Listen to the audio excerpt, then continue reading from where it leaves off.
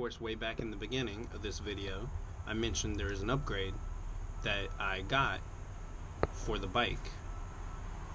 So I actually want to take you to the bike first and let you understand the reasoning behind this upgrade. It has nothing to do with top speed, nothing to do with really comfortability of the bike, doesn't improve any handling whatsoever. But this button right here is your horn, and if you'd like to listen to it, it is the dinkiest little horn that I've ever heard. So of course I bought a big one, didn't really know how to put it in because it was way too big, didn't want to make it look weird, but I ended up settling on these. So of course they're slightly bigger than I anticipated. One's a high tone, one's a low tone. So while unboxing this and taking out the horns, I realized that I'm pretty sure the advertisement showed cables that came along with this. So since there's no cables, I went over to my trusty bag in the trunk, and I will be sourcing cables from here to be able to wire this together. Of course, I'll get to doing that and I'll just check back in. So it's much later. I had to kind of figure out, I didn't think about it, but I'm trying to run. I didn't think about it, but I'm trying to run 2 horns on 1 wire, like 1 set of wires. So I forgot I had the pigtail. So I actually made these. Of course, this is for one side, this is for the other. So I can bring those over here. And fun fact, horns were rubbing on the fender, so I had an excuse to take off the fender, or whatever the hell it's called, fender, and now the horns fit right here. I just bolted them on the fender mount up here for the little cross member that goes in there.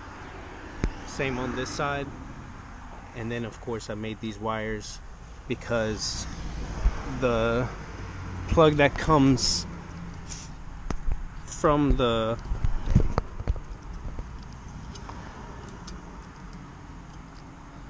plug that comes from the motorcycle is a female.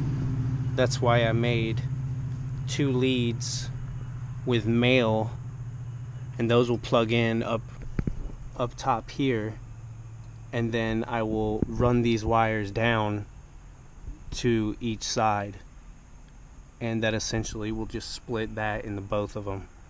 And if that doesn't work, because it might not work with the wattage and all the power situation, so I might have to put in a relay, but don't have a functional relay box. Of course I need to buy some more relays, so I will probably have to do that eventually another day. So I'm just going to try this for now, and if it doesn't work, you know, I'll just have to wait another day or so to get it done. So, of course, I ended up mounting them here. Turned out to be a decent spot. Of course, oh bummer, have to get rid of the fender. Don't like it anyways, but I think that looks nice. Of course, I got to still tighten them. As you can see, blue wires and red wires, they connect right there. I'm gonna zip tie it on there to make sure, of course, it stays together.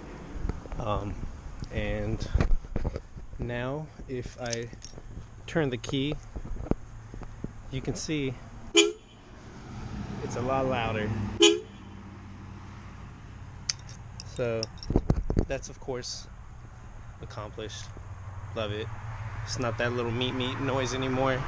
I'm just gonna tighten up everything, and I mean that's pretty much an introduction to my TBR7. Of course, you know, depending on what I do, I might get different mods. I might just have videos of me riding it. I might go with my future father-in-law, you know, ride on some trails. Even though this bike might not be made for it, it might be a little bit of fun. Another thing that I also did to this bike is, of course, to make it a little louder, for it being seen a little better. I decided to take out the baffle. So you just undo those 3 screws.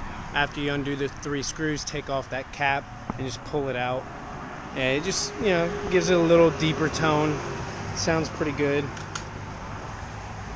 So, yeah, I'm about to strap on the gear and take it for a ride.